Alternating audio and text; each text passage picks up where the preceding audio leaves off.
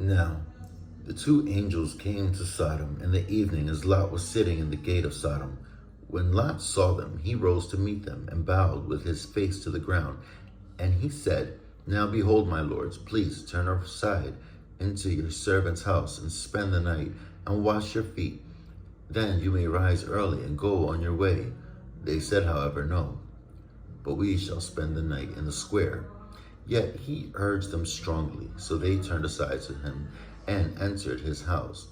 And he prepared a feast for them and baked unleavened bread, and they ate. Before they lay down, the men of the city, the men of Sodom, surrounded the house, both young and old, all the people from every quarter.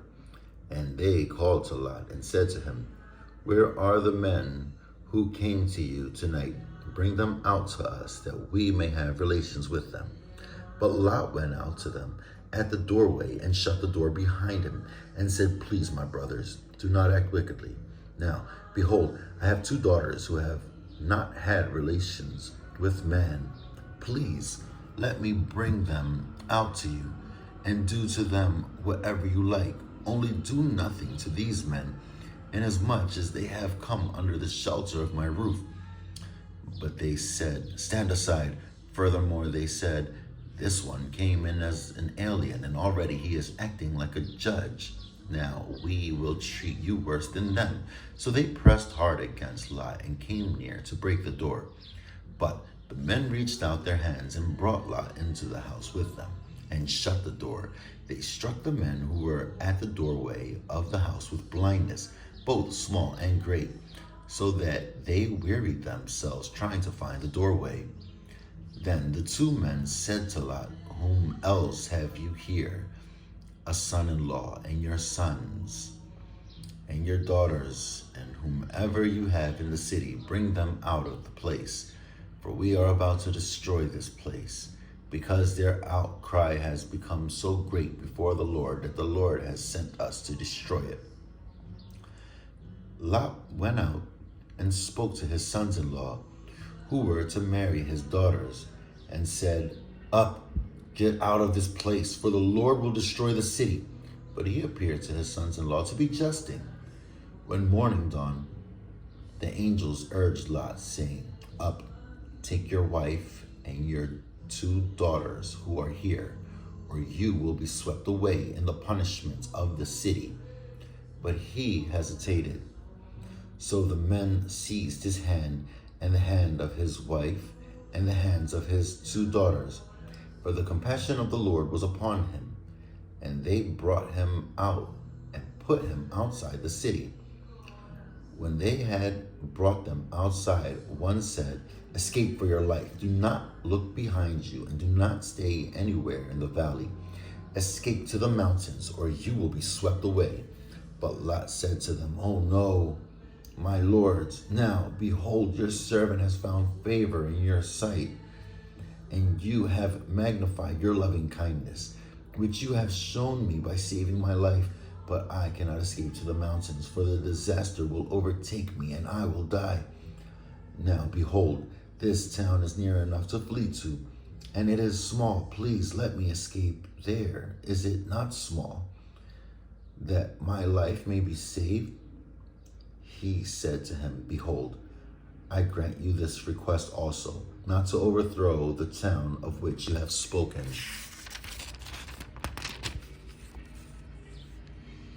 Hurry, escape there, for I cannot do anything until you arrive there. Therefore, the name of that town was called Zoar. The sun had risen over the earth when Lot came to Zoar. Then the Lord rained on Sodom and Gomorrah brimstone and fire from the Lord out of heaven. And he overthrew those cities and all the valley and all the inhabitants of the cities, and what grew on the ground. But his wife from behind him looked back, and she became a pillar of salt. Now Abraham arose early in the morning and went to the place where he had stood before the Lord. And he looked down towards Sodom and Gomorrah, and toward all the land of the valley. And he saw, and behold, the smoke of the land ascended like the smoke of a furnace. Thus it came about, when God destroyed the cities of the valley, that God remembered Abraham and sent Lot out of the midst of the overthrow, and he overthrew the cities in which Lot lived. Lot went up from Zoar and stayed in the mountains, and his daughters with him, for he was afraid to stay in Zoar. And he stayed in a cave, he and his 2 daughters. Then the firstborn said to the younger, "Our father is old, and there is not a man on earth to come in to us after the manner of the earth. Come, let us make our father drink wine, and let us lie with him, that we may preserve our family through our father." So they made their father drink wine that night, and the firstborn went in and laid with her father, and he did not know when she lay down or when she arose. On the following day, the firstborn said to the younger, "Behold, I lay last night with my father. Let us make him drink wine tonight also, then you go in and lie with him, that we may preserve our family through our father." So they made their father drink wine that night also, and the younger arose and lay with him. And he did not know when she lay down or when she arose. Thus both the daughters of Lot were with child by their father. The firstborn bore a son, and called his name Moab. He is the father of the Moabites to this day. As for the younger, she also bore a son, and called his name Ben-ammi. He is the father of the sons of Ammon to this day. Now, Abraham journeyed from there toward the land of the Negev, and settled between Kadesh and Shur. When he sojourned in Gerar, Abraham said of Sarah his wife, "She is my sister." So Abimelech, king of Gerar, sent and took Sarah. But God came to Abimelech in a dream of the night and said to him, "Behold, you are a dead man because of the woman whom you have taken, for she is married."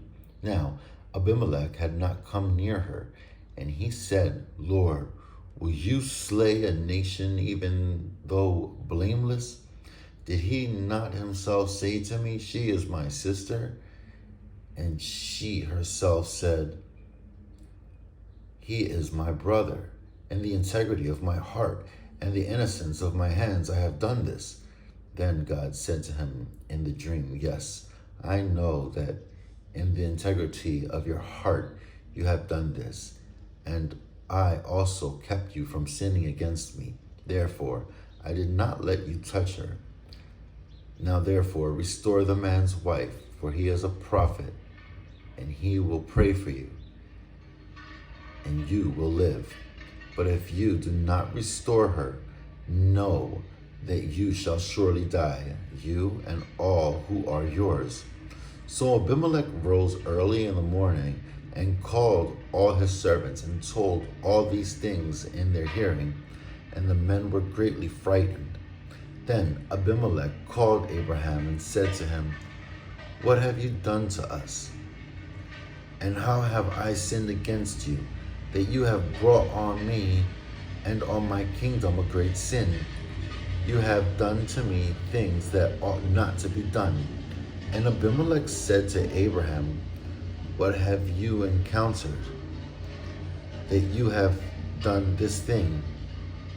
Abraham said, "Because I thought, surely there is no fear of God in this place, and they will kill me because of my wife. Besides, she actually is my sister, the daughter of my father, but not the daughter of my mother, and she became my wife. And it came about, when God caused me to wander from my father's house, that I said to her, 'This is the kindness which you will show to me. Wherever we go, say of me, he is my brother.'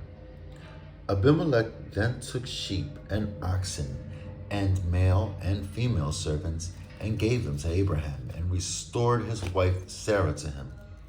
Abimelech said, "Behold, my land is before you. Settle wherever you please." To Sarah he said, "Behold, I have given your brother 1,000 pieces of silver. Behold, it is your vindication before all who are with you, and before all men who are cleared." Abraham prayed to God, and God healed Abimelech and his wife and his maids, so that they bore children. And the Lord had closed fast all the wombs of the household of Abimelech because of Sarah, Abraham's wife. Isaac is born.